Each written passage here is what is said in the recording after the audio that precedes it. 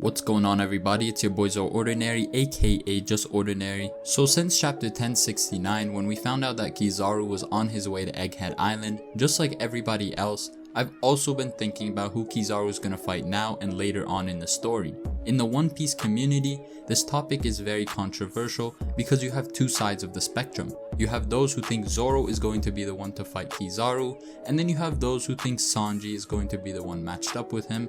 So in this video, I'm gonna explain why Zoro is going to be the one to fight Kizaru and not Sanji. The first piece of evidence I want to bring forth, and I know many of you have already had this in mind, but Zoro and Kizaru have history together. In chapter 511, when the Straw Hats were cornered by Kizaru and the Marines, Kizaru targets Zoro specifically and was just seconds away from killing the future world's strongest swordsman. But luckily Rayleigh was there to save him. I bring this moment up because it was very specific to Zoro. I think Oda deliberately had Kizaru only target Zoro and nobody else in the Straw Hats to hint at the future matchup between the two of them. Since then, besides Luffy, none of the other Straw Hats have had any encounters with Kizaru. The second piece of evidence I want to bring is the fact that Kizaru throughout the series has always fought the right hand man of the respective crew he was engaging, from Dark King Rayleigh, the right hand man of Gold D. Roger in Sabaody, to Marco, the first commander of the Whitebeard pirates in Marineford, where him and Kizaru had fought and engaged each other on multiple occasions throughout the arc, ending in Kizaru being able to put sea stone handcuffs on Marco with a little help. Kizaru in Marineford even had a short confrontation between the right hand of Shanks, Ben Beckman. None of Kizaru's matchups seem to just be randomly placed in the story.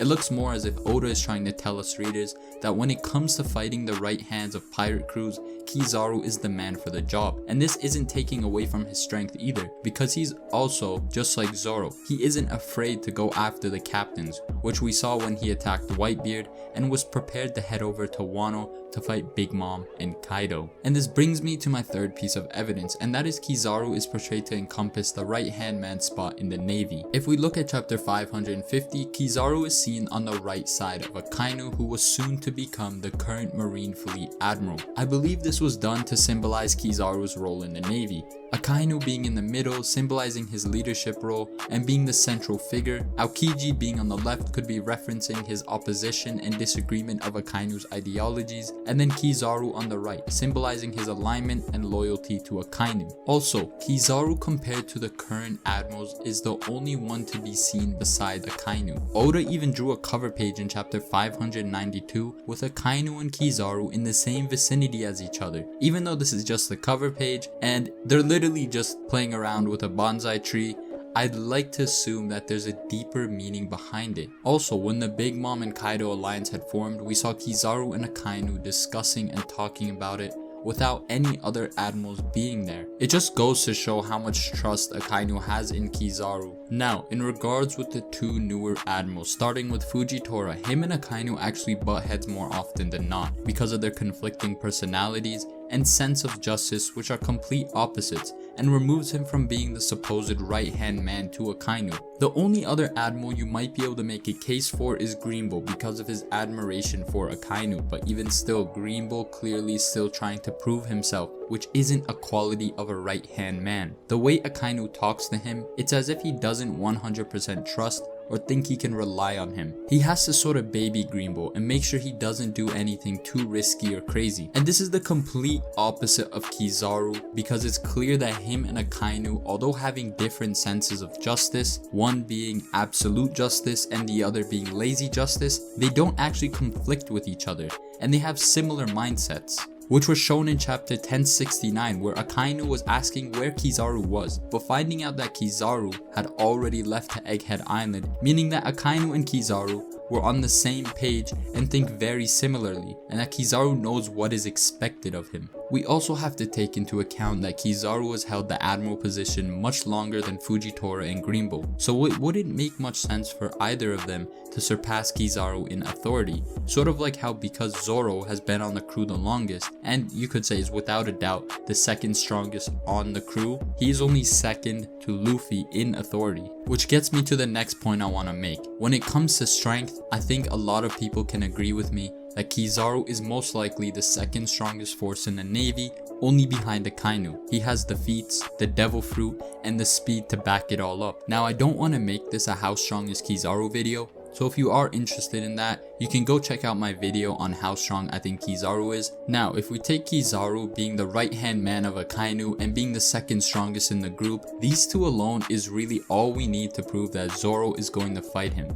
Because throughout the entire story, Zoro is only put in two situations. A, fights the strongest opponent for a bit, which we saw in Arlong Park when Zoro fought Arlong, Fishman Island when he fought Hori, Thriller Bark when he fought Kuma, and Wano when he fought Kaido alongside Luffy and the other supernova. And B, which is the most applicable in this situation because I don't think Zoro is going to be fighting Akainu, and that is him usually fighting the second strongest in the crew, who is usually the vice captain or right hand man. Oda isn't gonna all of a sudden have Sanji take out the second strongest character there, when Zoro has always been the one to fight and defeat the second strongest. And let's face it, the only reason people are assuming that Sanji's gonna be the one to fight Kizaru is because the super speed upgrade that he attained when fighting Queen, and the short little anime clash that Sanji and Kizaru had in one of the openings. We are well aware that the producers do know more about the series than us. I highly doubt they're gonna spoil the Admiral matchups for the Monster Trio hundreds of chapters beforehand.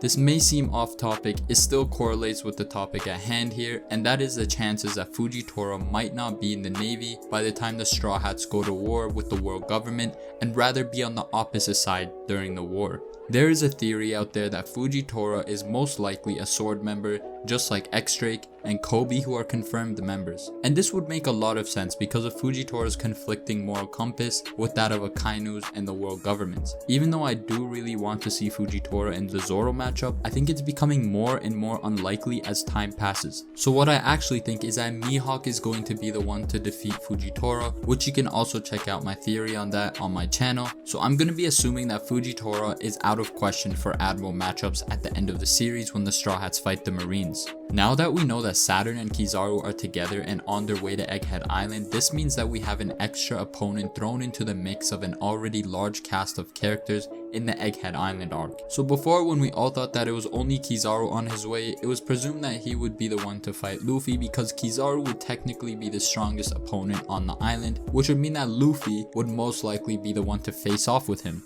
But with the addition of one of the Gorosei, which is Saturn, and the fact that Oda left both Luffy and Zoro together, it's looking more and more likely that Zoro is going to be the one to face off with Kizaru in this arc. Because in my opinion, Saturn might actually be equal in strength or stronger than the Admirals. I know there are some out there that believe that the Gorosei are nothing more than political figures and aren't meant to be top tier fighters, but I have to respectfully disagree. I think it's more likely that they're gonna be some of the strongest characters in the series. To me, it would make absolutely no sense for them to be weak. The fact that some of them have scars like Saturn and the Gorosei with the comb over and Doug Dimmadome. You also have the Gandhi looking Gorosei who always carries around the sword. Now if he wasn't a fighter, why would he be carrying it around everywhere? He even dresses very similarly to the people of Wano and Fujitora, who are known to be warriors and samurais. So I think Oda purposefully separated the rest of the Straw Hats from Luffy and Zoro so that Saturn and Kizaru can face off with the two of them. Now I don't think Luffy and Zoro are going to necessarily defeat them here. I'm assuming that it's only going to lead to a few clashes, and maybe Luffy gets a good hit in on Saturn, which might result in the world government going crazy over the situation. Most likely we're just going to get a taste of what is set to come later on in the series. So I'm really hoping that Zoro and Kizaru fight because,